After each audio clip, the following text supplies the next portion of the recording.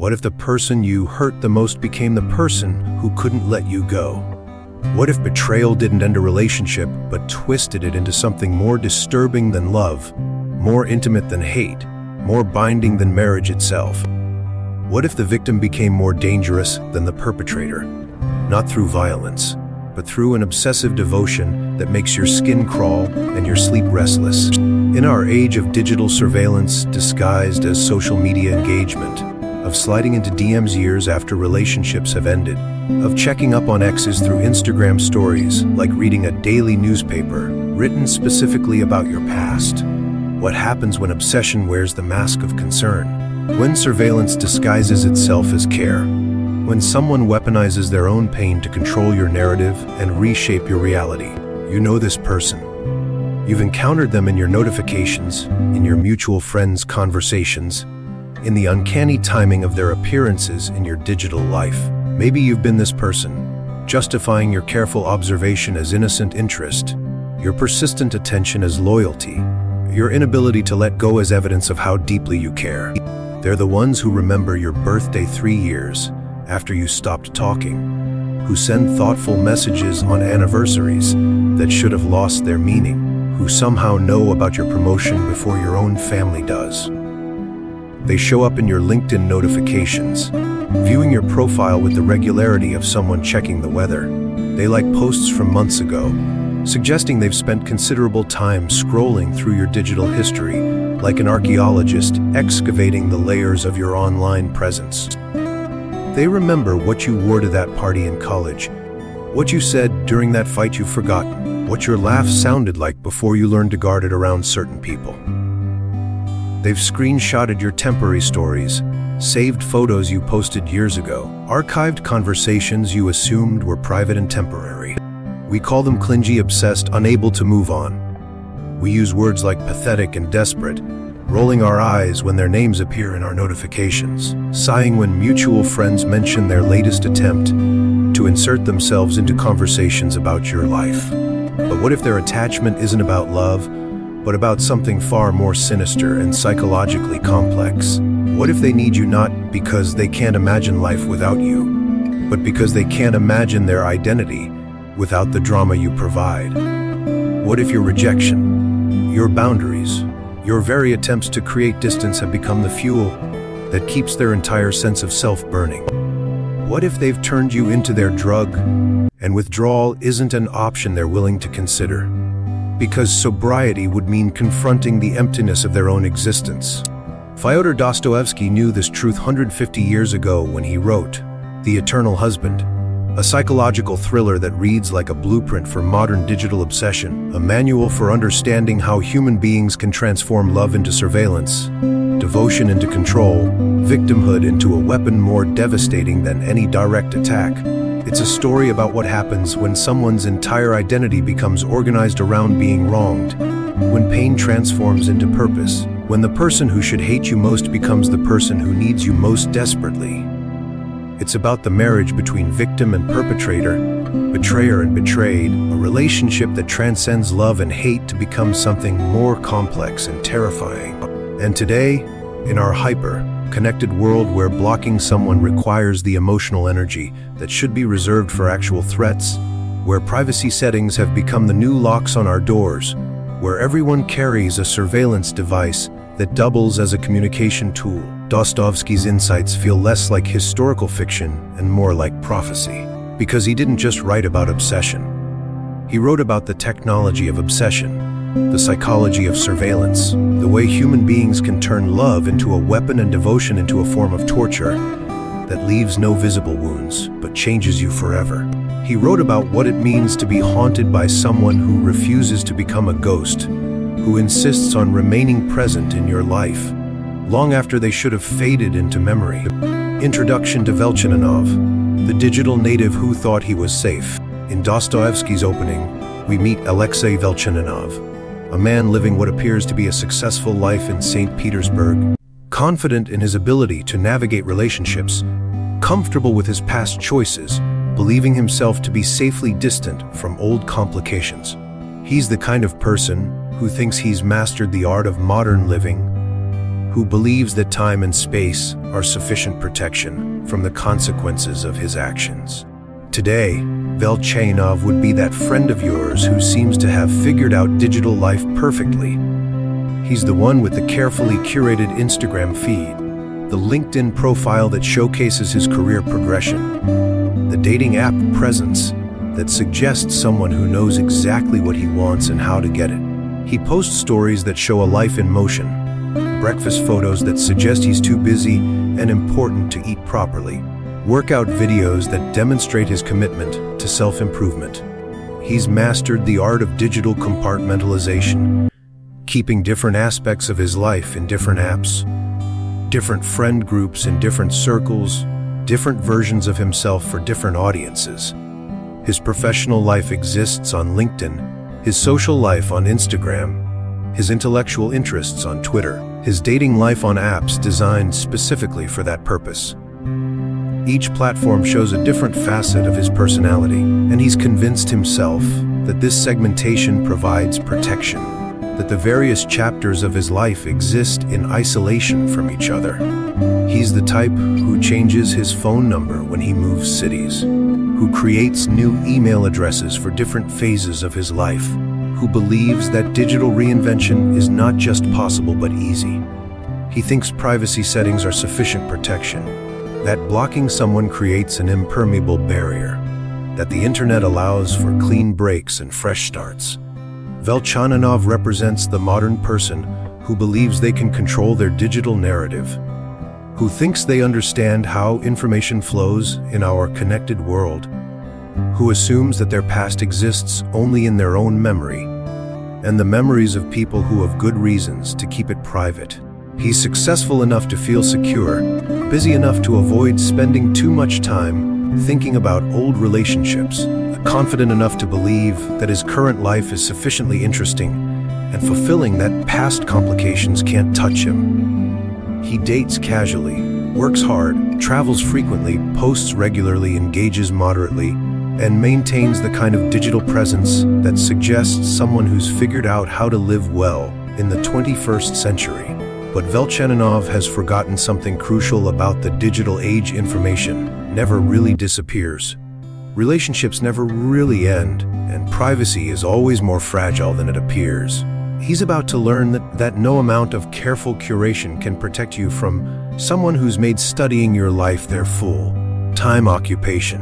He's about to discover that in a world where everyone is always connected, true distance is almost impossible to maintain, and that someone who's determined to remain part of your story will find ways to insert themselves into your narrative, no matter how carefully you try to edit them out. Trusotsky's arrival when your past slides into your DMs. One evening, Velchanov receives a friend request from Pavel Pavlovich Trusotsky. Not a name he recognizes immediately, which is strange because Velchanov prides himself on his memory for people, his ability to place faces and names, his social intelligence that has served him well in both professional and personal contexts. The profile is sparse, recent, with only a few photos that don't reveal much about the person behind them, the kind of minimal digital presence that could belong to someone who's either very private or very new to social media. No mutual friends, no shared connections, no obvious reason why this person would want to connect with him. In our current world, this is the moment we all recognize. The friend request from someone whose name sounds vaguely familiar, whose face might trigger some distant memory, whose digital presence raises more questions than it answers. We hover over the accept button, trying to place them, wondering if there's someone from work, from college, from that party last year, from some half-remembered social gathering. Most of us accept these requests without much thought. Our social media connections number in the hundreds or thousands, and we've become accustomed to maintaining loose digital relationships with people we barely know. We add colleagues we've met once, friends of friends from parties we attended, people we went to high school with but never actually spoke to. Velchaninov accepts the request because it seems harmless, because social media has trained us to be generous with our digital access, because refusing connection feels antisocial in a culture that prizes networking and openness. But then come the messages. Not immediately, which would be obviously inappropriate, but gradually, with the kind of timing that suggests careful calculation. First, a simple greeting, the kind of generic message that could be sent to anyone. Then, after a few days, a comment on one of his posts, something observational and mild, the kind of engagement that suggests someone who's paying attention, but not too much attention. Pavel Pavlovich begins to insert himself into Velchaninov's digital life with the skill of someone who understands exactly how much attention is normal and how much crosses the line into obvious inappropriateness. He likes posts with the frequency of a casual acquaintance, comments with the insight of someone who's been paying careful attention, shares content that suggests he understands Velchaninov's interests and opinions. But there's something unsettling about the precision of his engagement. His comments are always thoughtful, but never quite personal enough to suggest intimate knowledge. His likes come at times that suggest he's online when Velchaninov is online, as if he's matching his social media activity to create the illusion of parallel lives. His messages reference things about Velchaninov's life that are technically public, but require the kind of careful observation that goes beyond casual social media use. Slowly, Velchaninov begins to realize that Pavel Pavlovich knows more about his current life than someone should know without being directly told. He references Velchaninov's work schedule, his travel patterns, his social activities, his preferences and habits, all information that's available through careful analysis of social media activity, but that requires more attention than most people pay to casual connections. The psychology of digital emotional parasitism. Dostoevsky was exploring something that wouldn't have a formal name in psychology for another century, what we now call trauma bonding, the strange and powerful intimacy that develops between people who hurt each other, the way emotional abuse can create attachment that feels stronger than love, more binding than healthy relationships, more addictive than any substance known to science. But he took this concept further than modern psychology often dares to explore, deeper into the dark territory of human motivation and identity formation. He showed us that some relationships aren't built on love, mutual respect, shared interests, or even hatred.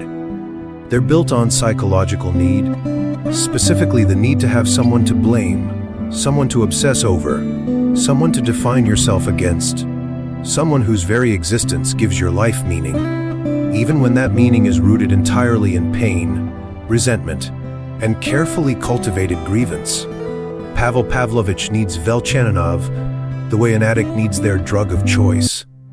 Not because the relationship makes him feel good, quite the opposite. The connection brings him pain, anxiety, obsessive thoughts, sleepless nights, and emotional instability that affects every other aspect of his life.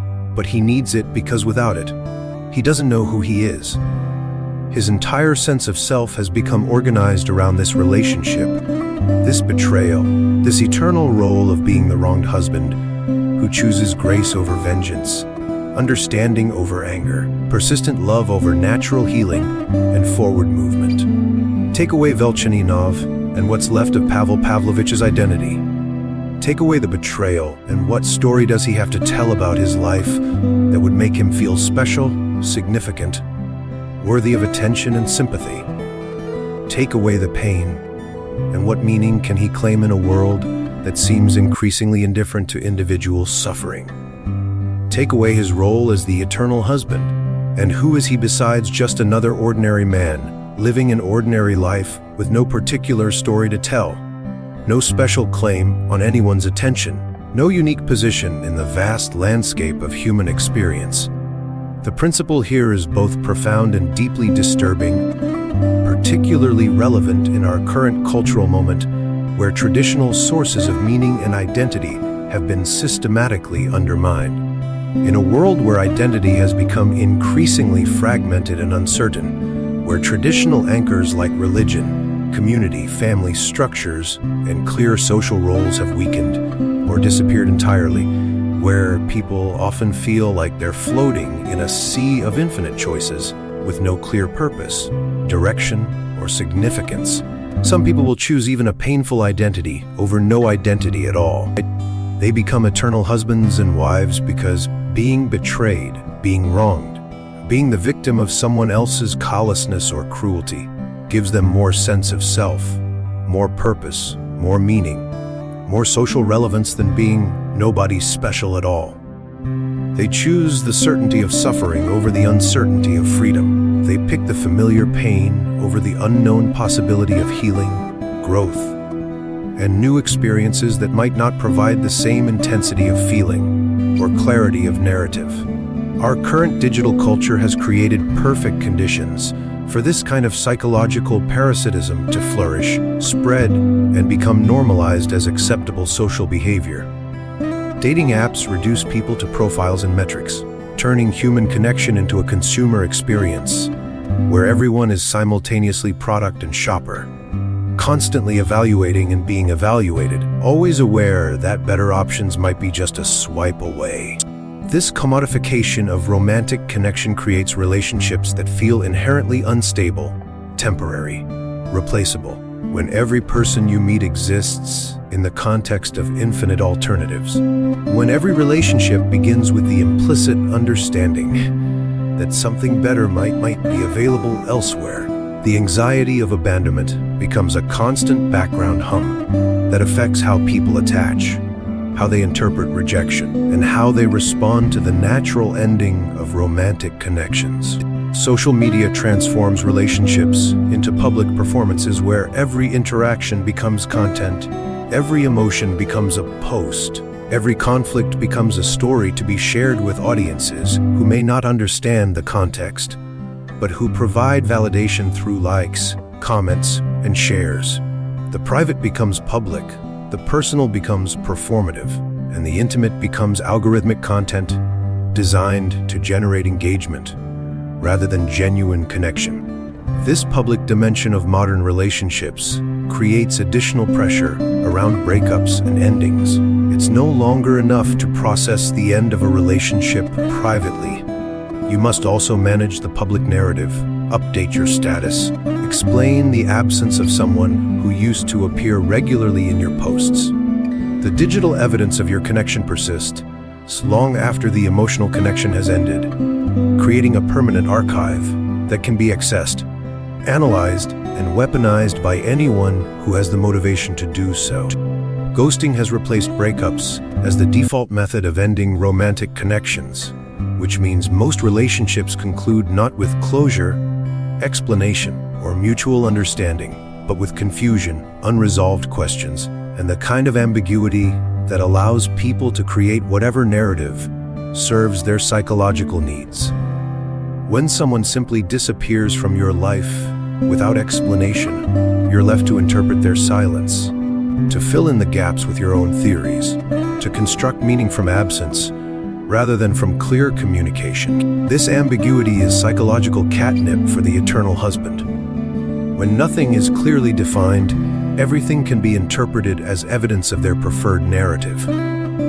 When someone disappears without explanation, they can convince themselves that the silence means conflict, confusion, outside pressure, anything other than simple disinterest or natural conclusion. It's complicated, has replaced clear relationship status as the default state of modern romantic connection, creating a permanent condition of uncertainty where nothing is ever really over, nothing is ever really settled, nothing gets the clean ending that would allow people to actually process their experience and move forward with clarity and emotional resolution. We're living in an age of emotional ambiguity, where nothing ever really ends completely. Nothing ever really begins with clear commitment and defined expectations, and everyone exists in some liminal space of maybe dating, maybe not, maybe over, maybe not, where every relationship exists simultaneously in multiple states of possibility. until someone makes the effort to collapse it into a single reality. And even then, digital platforms make it easy to maintain the illusion that connection persists across time and space. The eternal husband thrives in this ambiguity, because when nothing is clearly defined, everything can be interpreted as evidence of ongoing connection. When every relationship exists in a state of quantum uncertainty, they can choose to observe whichever version serves their psychological needs and supports their identity as someone who's been wronged, abandoned, or insufficiently appreciated by people who don't understand their value. That quick like on your photo from 3 months ago. Obviously, they still care about you and are thinking about your shared history with fondness and regret. The fact that they didn't like your most recent post. Obviously, they're playing psychological games, which means they're still emotionally invested in your relationship and your attention. The story they posted 30 minutes after yours about the same topic. Clearly a response, a message, a sign that you're still living rent-free in their head and that your connection remains active and significant. We've created a world where every digital interaction can be read as meaningful, where silence speaks volumes, where the absence of communication communicates more than words, where algorithms ensure that you never fully disappear from each other's digital lives, even when you want to create distance and establish clear boundaries. The platforms themselves are designed to maintain connection, not to facilitate clean breaks or healthy emotional boundaries. Facebook shows you memories that include people you're trying to forget, resurfacing photos from anniversaries of events you shared with people who are no longer part of your life. Instagram suggests posts from accounts you've tried to avoid, using your past interaction patterns to determine what content might engage you, regardless of whether that engagement is psychologically healthy. LinkedIn recommends connections with people you've deliberately chosen not to add to your professional network, interpreting your shared history as evidence that you should be professionally connected regardless of your personal preferences. Dating apps show you people you've blocked on other platforms, as if the universe is conspiring to keep everyone connected to everyone else, regardless of appropriateness, consent, or psychological well-being.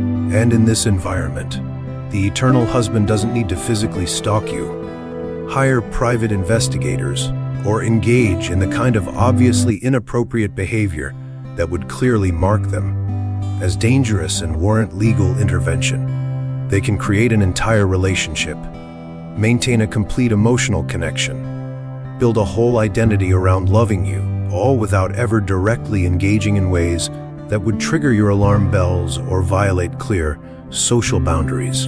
Here's what makes modern eternal husband syndrome more psychologically dangerous and practically difficult to address than its 19th century counterpart. Digital intimacy feels real even when it's completely one-sided, non-consensual, and based entirely on surveillance rather than mutual interaction and shared experience.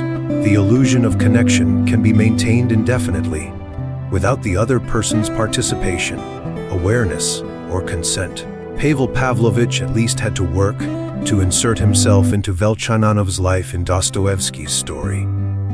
He had to show up physically, make his presence known, risk actual confrontation and social embarrassment. His obsession required energy, planning, physical presence, and social risk. There were natural limits to how much he could surveil, how much he could know, how often he could intrude without facing obvious consequences or triggering clear alarm bells. Today's eternal husband can maintain the illusion of intimate connection without ever directly engaging with their target. They can feel close to your life while you remain completely unaware of their surveillance. They can know everything about your daily routine, your moods, your relationships, your struggles and successes, your hopes and fears, while you might not even remember their last name or be able to place their face if you saw them in person. They know when you're online because the platforms tell them through activity indicators, last, seen timestamps, and algorithmic suggestions based on concurrent usage patterns. They see when you've read their messages because technology tracks everything and reports back. They watch your location on Snapchat, your activity on Instagram, your professional moves on LinkedIn, your dating patterns through mutual connections and behavioral analysis. They get notifications when you post new content, alerts when you're mentioned by other people, updates when your relationship status changes, suggestions when you add new friends or connections. They can monitor your mood through your music streaming activity, understand your interests through your podcast subscriptions, track your activities through your fitness apps, analyze your social connections through your friends' posts about shared experiences. This creates a terrifying asymmetry that Dostoevsky intuited, but couldn't have fully imagined given the technological limitations of his era.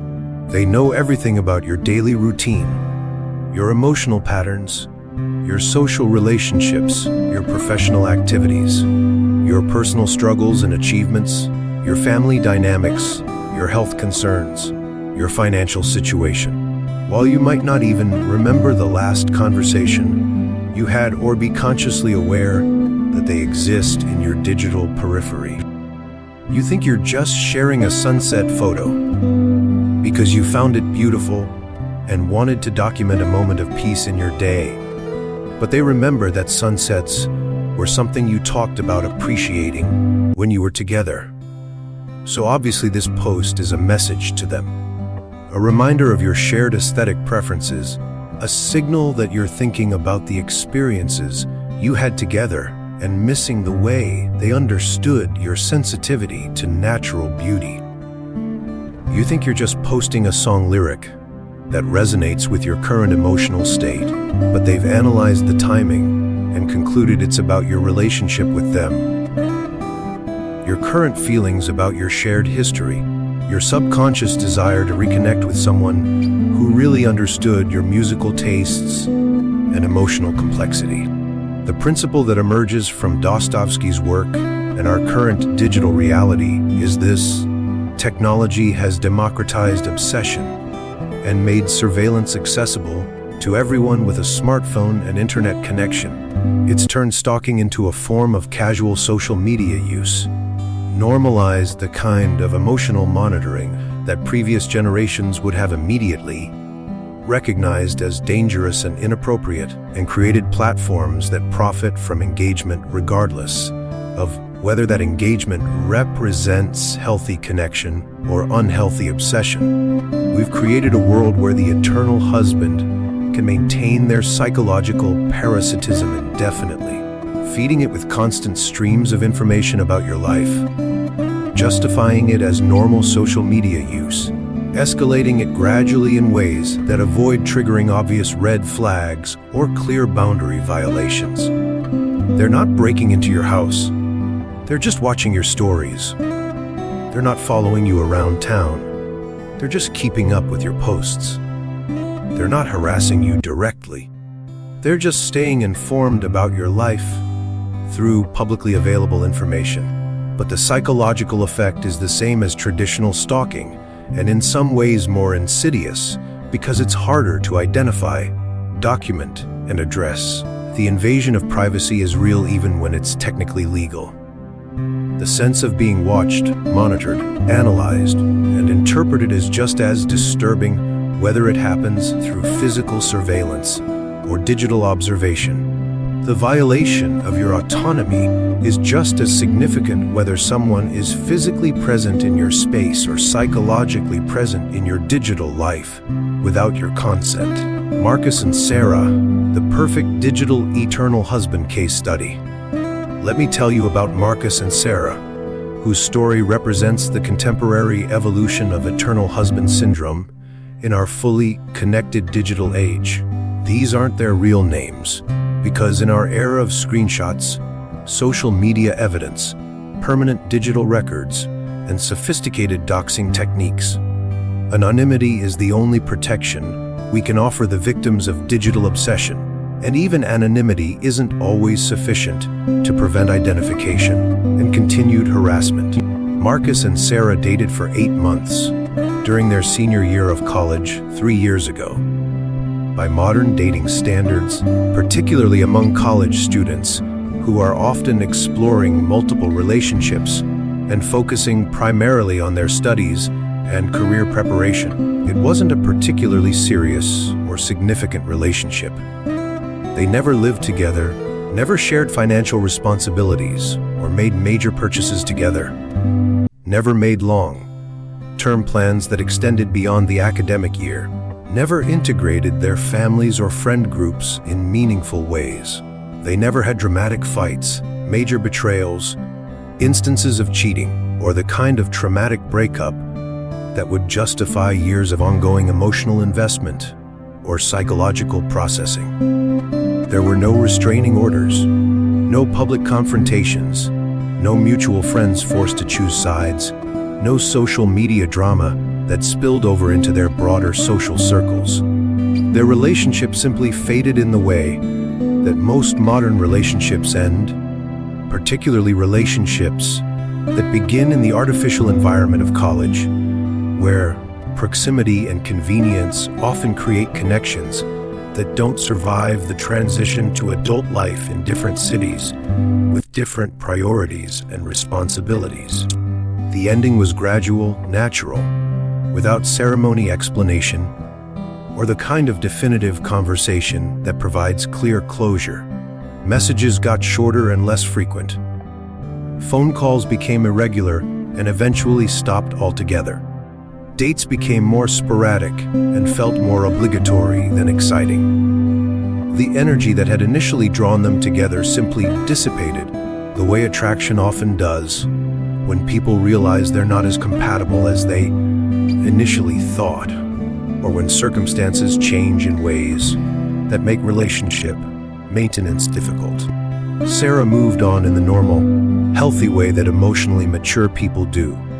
When relationships end without trauma, malice, or unresolved conflict, she focused on finishing college strong, graduating with the GPA she needed for her career goals, starting her professional life, exploring new interests that she'd neglected during the busy social period of college, meeting new people, both romantically and platonically. She dated other people over the following years, some seriously, some casually, learning more about what she wanted in romantic relationships, what kinds of connections felt sustainable and fulfilling, what qualities in partners aligned with her values and life goals.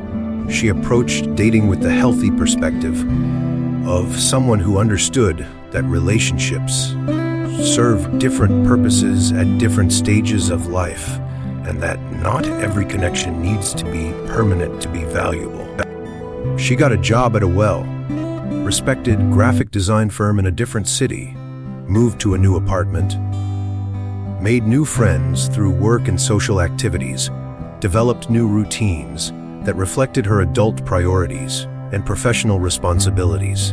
Her life continued in the natural way that lives do when they're not being carefully observed and cataloged by someone who refuses to let the past become past tense. 2 years after college, she met David through work. He was a project manager at a marketing agency that frequently collaborated with her design firm. They developed a friendship that gradually became romantic over several months, built a relationship based on shared interests, mutual respect, compatible life goals, and the kind of genuine compatibility that develops between people who are in similar life stages and want similar things from partnership. They moved in together after a year of dating, not because of social pressure or convenience, but because they genuinely enjoyed each other's company and wanted to build a life together. They got engaged 6 months later, began planning a wedding that reflected their shared values and aesthetic preferences, started building the kind of partnership that represented genuine mutual choice and shared vision for the future. Sarah posted about her engagement the way most people do, in our social media age photos of the ring, the proposal story told with appropriate privacy boundaries, excitement about wedding planning shared with friends and family, gratitude for finding someone who felt like a true partner and companion. She shared her happiness on social media because that's what these platforms are supposed to be for. Connecting with friends and family, sharing significant life events, celebrating milestones with people who care about your well-being and want to participate in your joy. But Marcus never left the story. He never moved forward. He never processed the end of their relationship or accepted that Sarah's life had continued without him. Instead, he had been conducting comprehensive, systematic surveillance of Sarah's digital life with the dedication, thoroughness, and attention to detail of a professional intelligence analyst or private investigator. For 3 years after their relationship ended, Marcus had been monitoring every aspect of Sarah's online presence across every platform she used, every account she maintained, every digital space where she had any kind of presence or activity. He didn't just follow her on obvious platforms like Instagram and Facebook. He had identified and tracked down every single account she maintained across the entire spectrum of social media, professional networking, entertainment, and communication platforms. He followed her main Instagram account, where she posted lifestyle content, but also her photography account, where she shared her professional work and artistic experiments, her fitness account, where she documented workout routines and healthy eating habits, her book club account, where she shared reading recommendations and participated in literary discussions with friends and strangers who shared her interests. He monitored her LinkedIn for professional updates, career progression, industry involvement, and networking activity. He tracked her Twitter for political opinions, cultural commentary, and social justice engagement. He watched her Pinterest for home decoration ideas, fashion inspiration, and wedding planning content that revealed her aesthetic preferences and life goals. But his surveillance extended far beyond Sarah's own accounts into the complex web of digital relationships that surround every person in our connected world. He followed her friends' accounts, not just her close friends, but casual acquaintances, college classmates, work colleagues, family friends, anyone who appeared regularly in her social orbit and might provide information about her activities, emotional state, or life developments. He memorized their names and faces, learned their relationships to Sarah, understood the dynamics of her social circle, identified her closest confidants and occasional social companions. He studied their posting patterns to understand when Sarah might be attending social events, traveling, celebrating milestones, or dealing with challenges that might not appear directly in her own posts. He followed her family members, accounts with particular attention to her mother, who posted frequently about her children's lives, with the kind of detail that parents often share without considering the privacy implications for their adult children. Her sister, who shared photos from family gatherings that revealed Sarah's presence at events she hadn't posted about herself. Her father, who rarely used social media but occasionally posted about his work or hobbies in ways that revealed family plans and activities. He followed her coworkers' accounts, learning about her professional life through their posts about office events, team outings, company celebrations, industry conferences, and workplace dynamics. He tracked her neighbors' accounts, people who lived in her apartment building or her neighborhood, who sometimes tagged locations that revealed information about her daily routine, her living situation, her local activities and preferences. Most significantly, once Sarah started dating David, Marcus began following his accounts with the intensity of someone conducting opposition research. He studied this man who had taken his place in Sarah's life, analyzing his personality through his posts, his career through his professional updates, his interests through his shared content, his relationship with Sarah through their interactions and shared activities. Marcus developed a comprehensive psychological profile of David, comparing himself constantly to this person who had succeeded in creating the kind of lasting, committed relationship with Sarah that Marcus had been unable to maintain. He analyzed their compatibility, looked for signs of conflict or dissatisfaction, interpreted every photo and post for evidence that their relationship might be vulnerable to interference or natural dissolution. Through this extensive network of surveillance, Marcus knew details about Sarah's life that her closest friends might not know, information that her own family members might not have access to, insights into her daily routine, emotional patterns, and personal preferences that exceeded what many people know about their intimate partners. He knew where Sarah worked because LinkedIn told him, not just the company name, but the specific office building, the floor she worked on, her job title and responsibilities, the projects she was involved in based on her professional posts, and her colleagues' updates about team activities and client work. He knew where she lived because Instagram location data revealed her neighborhood, and careful analysis of background details in her photos had allowed him to identify her specific building and probably her apartment number. He could recognize her apartment's interior layout, her furniture, her decorating style, her living situation in detail that would allow him to navigate her space if he ever gained access. He knew where she shopped for groceries because she occasionally posted photos of interesting products she found, always geotagged to specific stores and often timed in ways that revealed her shopping schedule. He knew her gym because it appeared regularly in her location data and fitness app activity that was shared through social features and friend connections. He knew her favorite restaurants, coffee shops, bars, and entertainment venues because she posted photos of meals, drinks, and social activities, always including location information that created a comprehensive map of her social preferences, her routine hangouts, and her regular activities throughout her city.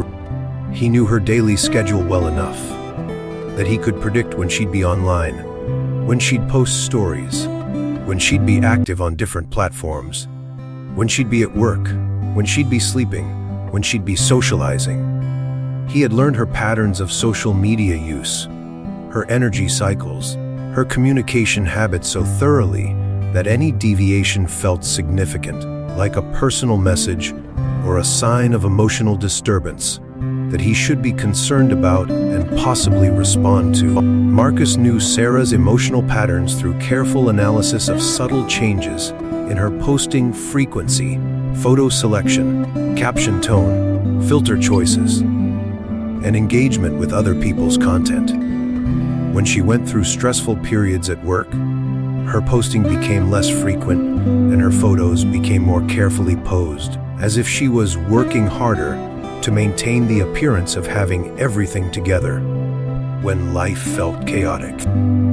When she was happy, something in her photos shifted that Marcus had learned to recognize from their time together, some energy or spontaneity or genuine joy that he now monitored like a doctor tracking a patient's vital signs. When she was sick, her activity patterns changed in ways that revealed her physical state to someone who was paying the kind of attention that goes far beyond normal social media engagement. When she was dealing with family stress, her posts about family events became less frequent, or she shared content that indirectly referenced her emotional state through song lyrics, inspirational quotes, or articles about relationships and personal growth.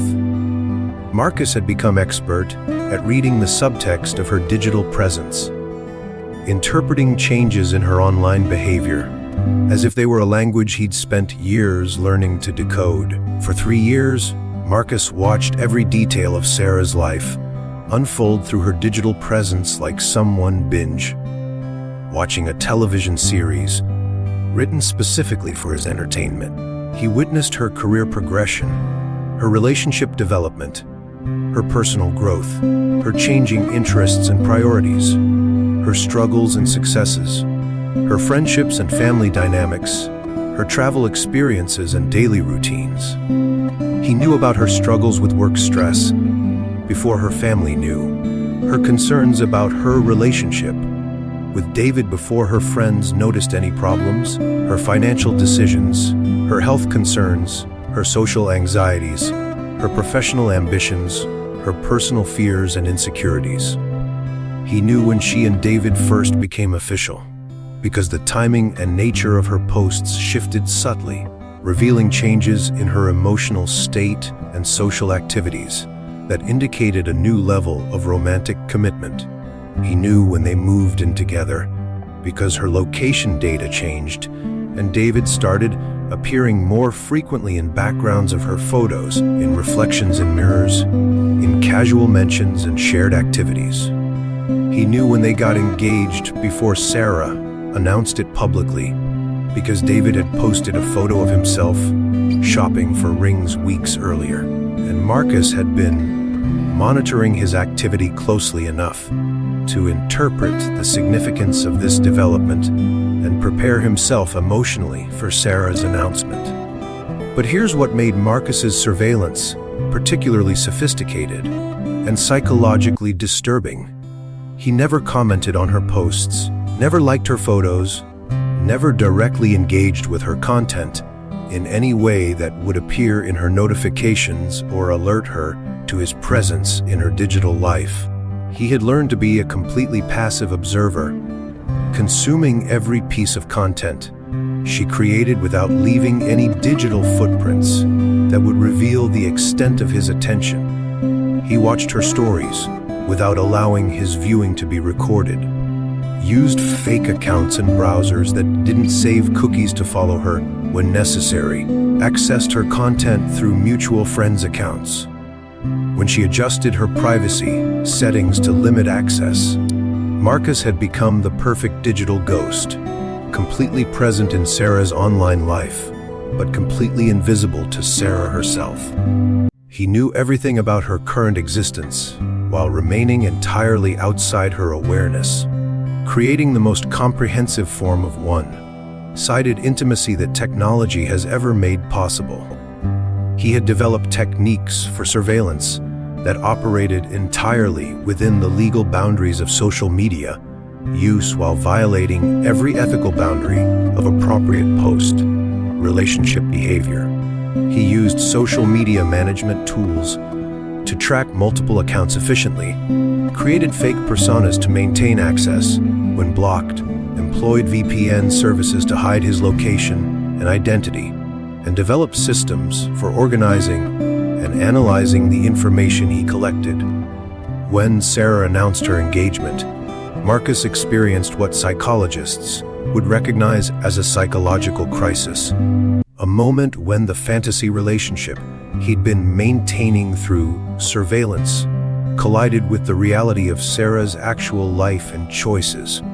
The passive observation that had sustained him for years suddenly felt insufficient, inadequate, unsatisfying. The distance that had protected him from having to confront the reality of his behavior, from acknowledging that his surveillance was inappropriate and unhealthy, began to feel like abandonment, rejection, proof that Sarah had completely forgotten about him and their shared history. The engagement announcement forced him to confront the possibility that Sarah might disappear entirely from his access, that marriage might change her social media habits, her privacy settings, her digital presence in ways that would make continued surveillance more difficult. Marcus broke his 3-year silence with a carefully crafted message sent through Instagram DM. Time to arrive during Sarah's lunch break, when she was most likely to be checking her phone and least likely to have time for a lengthy response that might create complications or require extended emotional engagement. The message was a masterpiece of emotional manipulation, disguised as genuine care.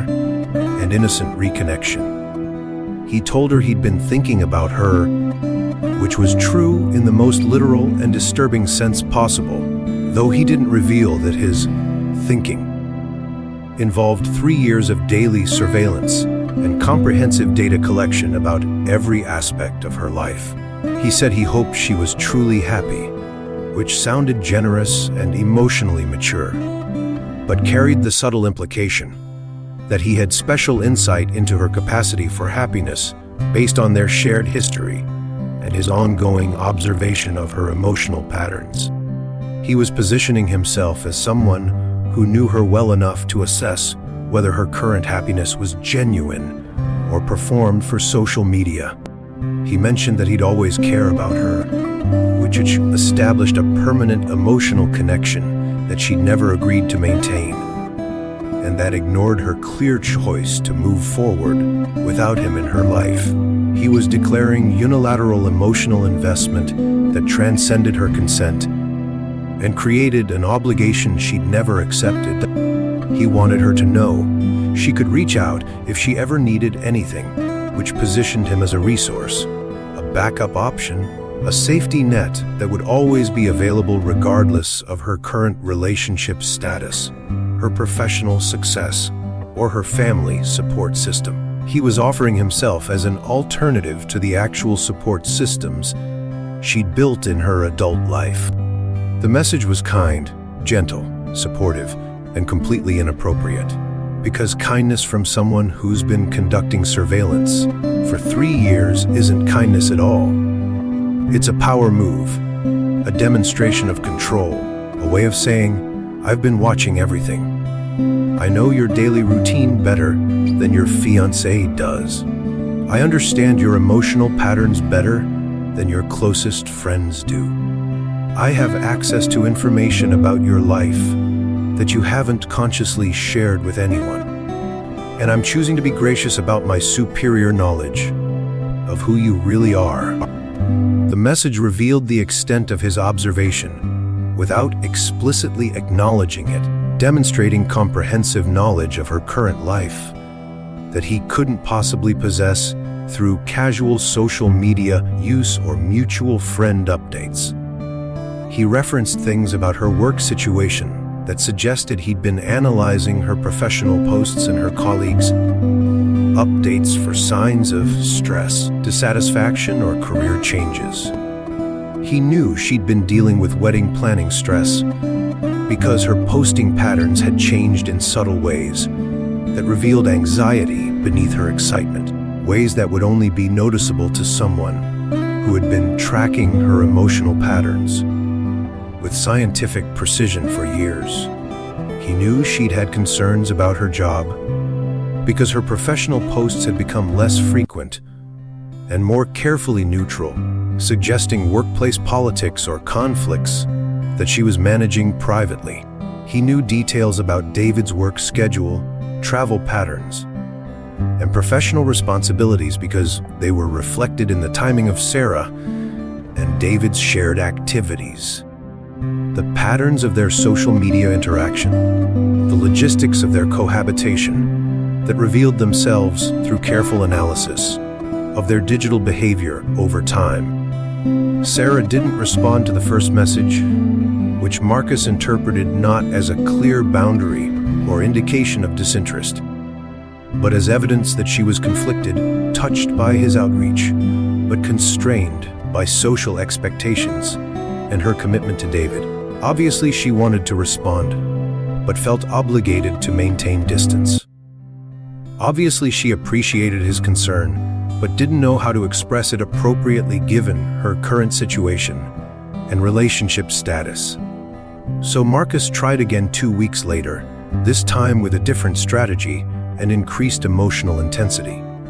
He'd heard through mutual friends that she was dealing with some family stress, which was technically true, though the mutual friends were people he'd never actually spoken to, people whose social media posts he'd analyzed to glean information about Sarah's emotional state and family dynamics through their indirect references and social activities. He had some thoughts that might help, he said. drawn from his years of knowing her and understanding her family relationships, her communication patterns with her parents, her strategies for managing conflict and emotional pressure.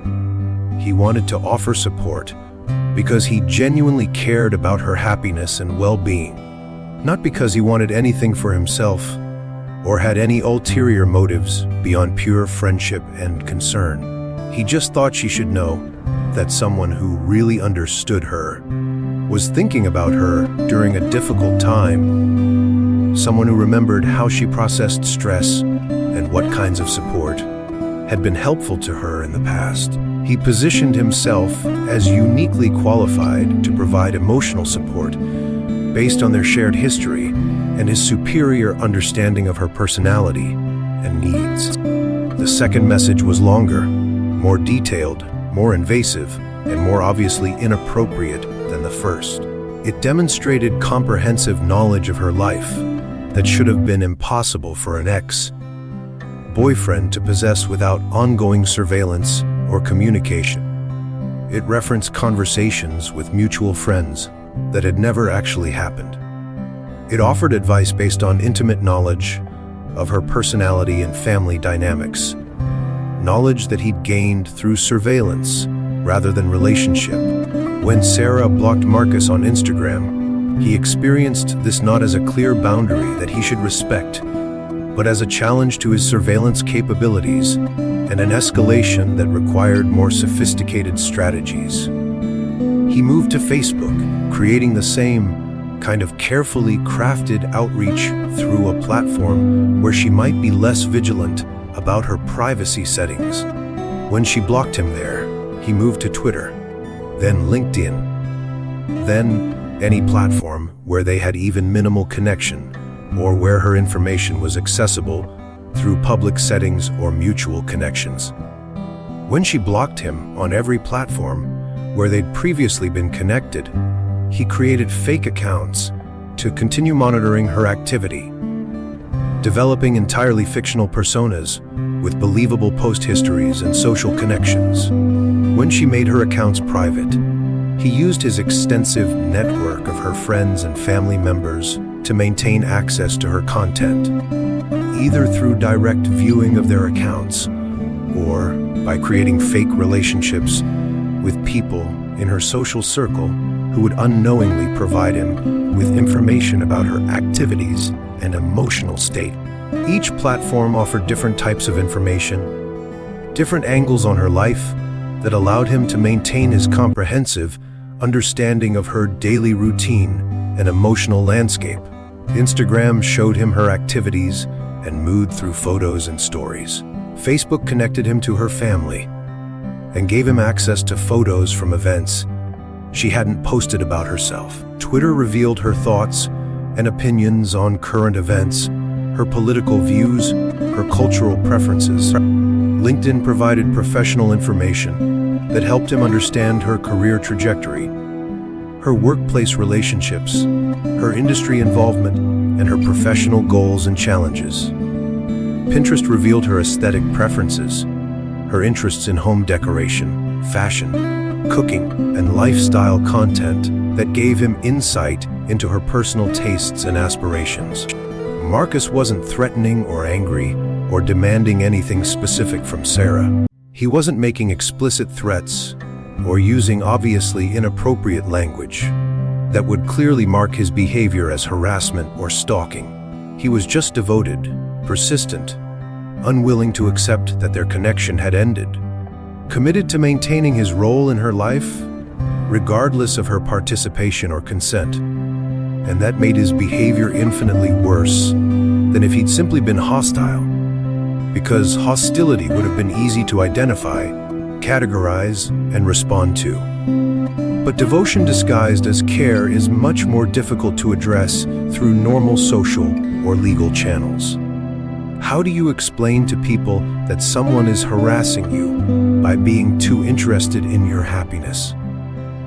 How do you get support for being stalked by someone who only ever expresses concern for your well-being? How do you convince authorities that someone is threatening you through persistent kindness rather than obvious aggression? How do you document emotional terrorism that operates through social media engagement that appears normal on the surface? On Sarah's wedding day, Marcus posted a photo on his own social media accounts. A sunset, golden and beautiful, taken from a location that wasn't identified in the post, but that Sarah would recognize as a place they'd visited together during their brief relationship 3 years earlier. No caption, no tags, no obvious connection to anything happening in his current life that day. But Sarah knew exactly what the photo meant, and Marcus knew that she would know. Because she'd posted about loving sunsets when they were dating, and he'd liked every single one of those posts, memorizing her aesthetic preferences, cataloging her interests, storing them away for future use in exactly this kind of psychological manipulation. It was his way of saying, "I remember everything about you. I'm here, thinking about you on the most important day of your life. This sunset is for you, even though you don't know it, even though you've blocked me everywhere, even though you've made it clear that you want nothing to do with me. I'm still part of your story, still connected to your experiences, still relevant to your emotional landscape." It was psychological terrorism disguised as poetry, a threat wrapped in beauty, a violation that looked like art. It was the perfect distillation of eternal husband syndrome in the digital age, using beauty, memory, and nostalgia as weapons, turning shared history into ongoing harassment, making someone's special day about his inability to let go and his refusal to respect boundaries. Marcus had become Sarah's digital eternal husband, not because their relationship had been particularly significant, traumatic, or meaningful, but because his entire sense of self had become organized around his connection to her. Being Sarah's former boyfriend, being the person who understood her in ways that her current partner supposedly couldn't, being the keeper of her history, and the monitor of her growth had become his full-time occupation and his primary identity. He wasn't in love with Sarah anymore, if he ever had been. He was in love with loving Sarah, with the narrative of being the one who really knew her, with the role of being the person who cared enough to pay attention when everyone else was just living their lives without analysis or interpretation. His surveillance wasn't about getting her back or rekindling their relationship. It was about maintaining his significance in a story she'd finished telling years ago, about remaining a character in a narrative that had moved on without him, about refusing to accept that some relationships end not with drama or conflict, but with simple, natural completion. The Marcus and Sarah story represents thousands of similar situations happening right now across every social media platform, enabled by technology that makes comprehensive surveillance possible and profitable, normalized by a culture that has confused attention with affection, monitoring with caring, and possession with love. Their story demonstrates how eternal husband syndrome has evolved for the digital age, becoming more sophisticated, more comprehensive, and more psychologically damaging than anything Dostoevsky could have imagined when he wrote about Pavel Pavlovich's obsession with Velchaninoff in the 19th century.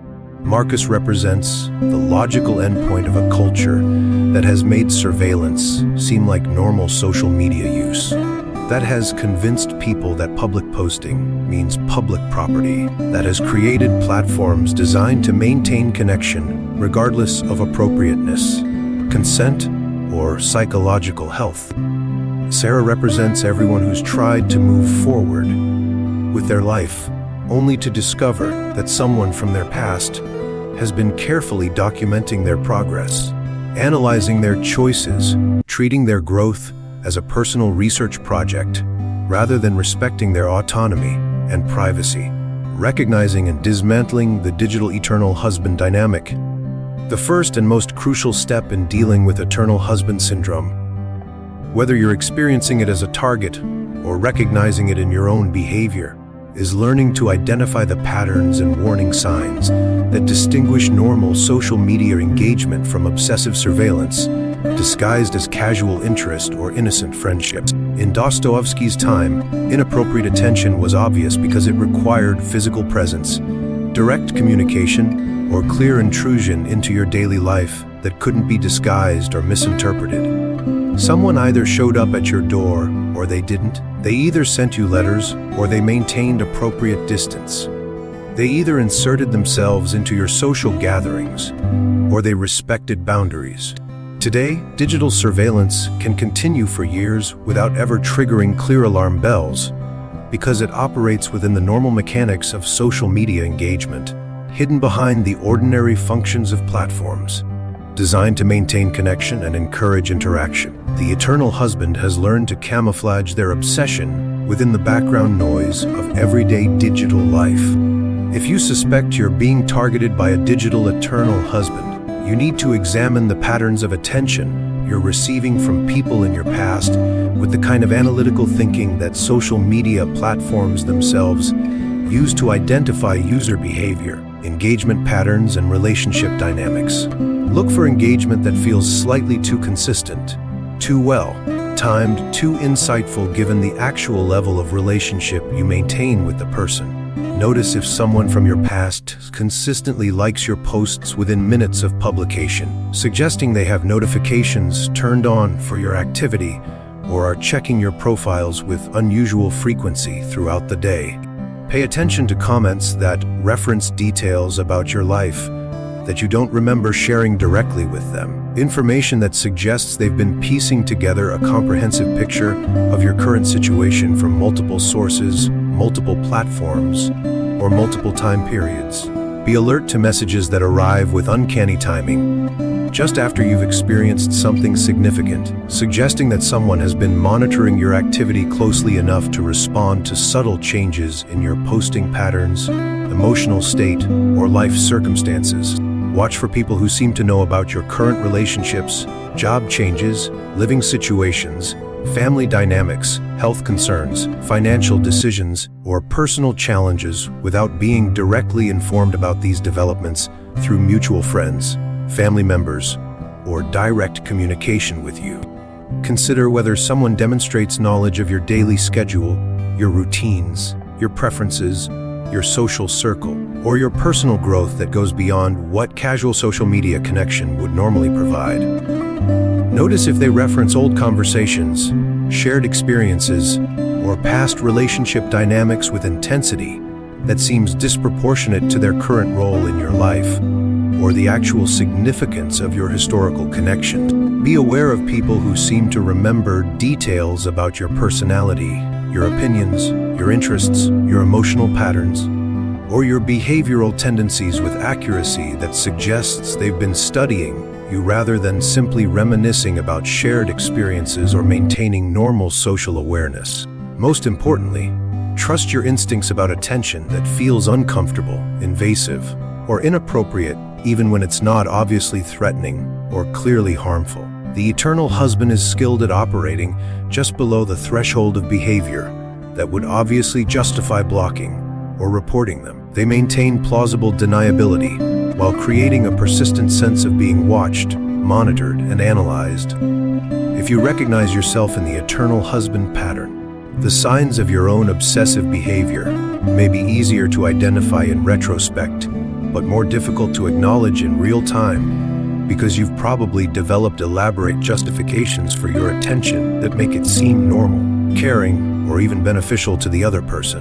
You might realize that you know more about your ex's current life than you know about your close friends' lives, that you can recite their posting schedule with accuracy that rivals their own family members, that you can predict their moods, identify their emotional patterns, and anticipate their responses to various situations based on years of careful observation rather than actual interaction. You might catch yourself checking their profiles multiple times per day, planning your own social media activity around their online presence, saving their content before it expires, screenshotting their posts for later analysis, analyzing their interactions with other people for signs of conflict, happiness, or or relationship changes that might create opportunities for you to re-enter their lives. You probably interpret their posts as messages directed specifically to you, reading meaning into timing, content, and context that likely isn't there. You might find yourself researching people in their current social circle, analyzing their new relationships for weaknesses or incompatibilities, comparing yourself favorably to their current partners or friends. The most dangerous sign of eternal husband syndrome is when you start to believe that your surveillance is actually beneficial to them, that your attention is a gift they should appreciate, that your refusal to let go is evidence of how deeply you care rather than how little you respect their autonomy, privacy, and right to move forward without your ongoing monitoring and analysis. For those caught in the eternal husband pattern, recovery begins with acknowledging a brutal truth that Pavel Pavlovich never fully grasped. You are not a character in their current story. You haven't been for a long time. Your intimate knowledge of their daily routine doesn't create actual intimacy. Your careful attention to their emotional state doesn't create genuine connection. Your devotion to their happiness doesn't create any obligation on their part to maintain a relationship with you. You are the author of your own narrative, and you've been spending your time, energy, and emotional resources writing someone else's life instead of living your own. You've been so focused on being the perfect observer of their existence that you've forgotten to create an existence worth observing yourself. Recovery requires what mental health professionals call a comprehensive digital detox, but it's much more than just unfollowing or blocking their accounts. You need to fundamentally change your relationship with information about them, which means removing their presence from your digital environment entirely and developing new sources of meaning that don't depend on your connection to them. Start by unfollowing their accounts on every platform, but also unfollow their friends, family members, colleagues, and anyone else who regularly provides updates about their life.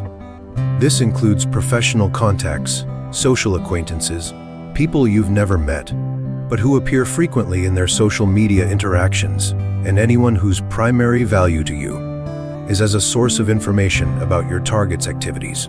Unsubscribe from their professional newsletters, blog updates, podcast notifications, YouTube channels, or any other content they create. Remove their contact information from your phone, your email accounts, your messaging apps.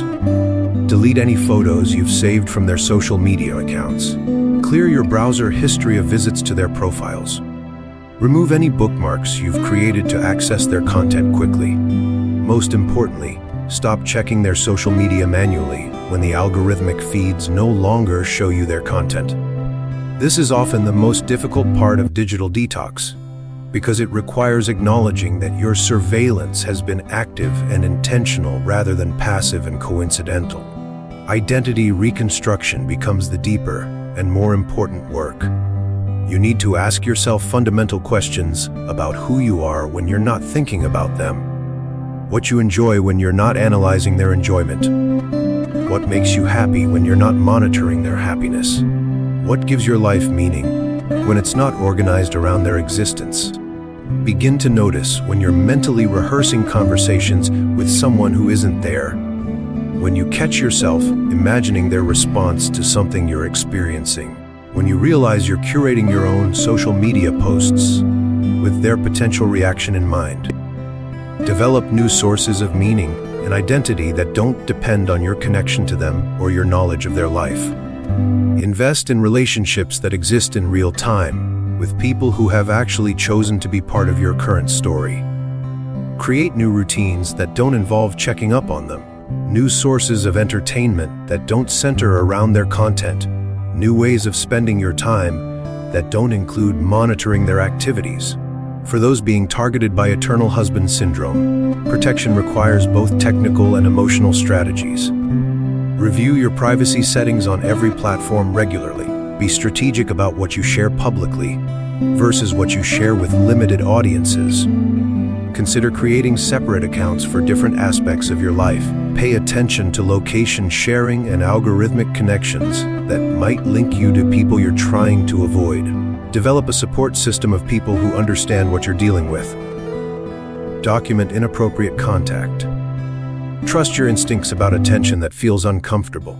Most importantly, remember that you are not responsible for managing someone else's inability to move forward.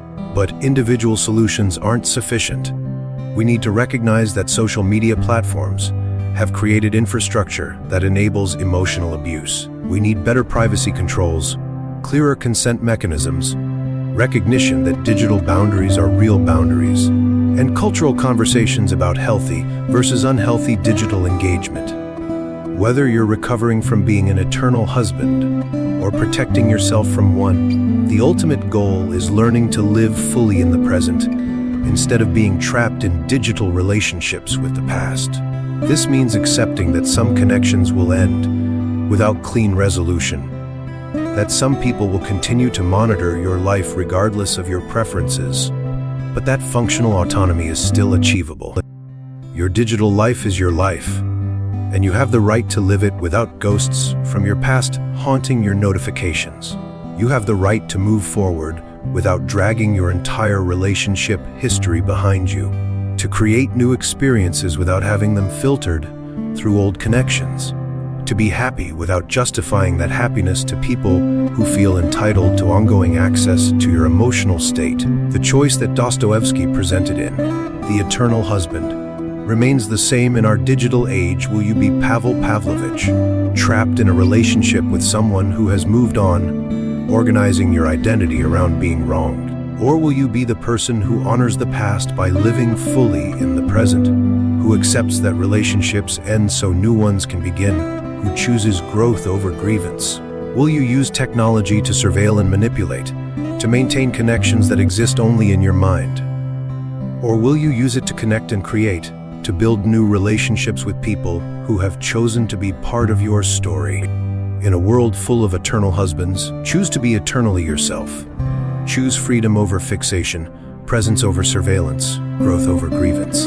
Because that's what Dostoevsky was really writing about, the choice between being trapped by our past connections and being free to create new ones. Between defining ourselves by our wounds and defining ourselves by our possibilities. In our digital age, when that choice has never been more complex or important, the wisdom remains the same. Your life is your story to write. Your connections are yours to choose, and your freedom is yours to claim, regardless of who might be watching from the shadows of your social media feeds.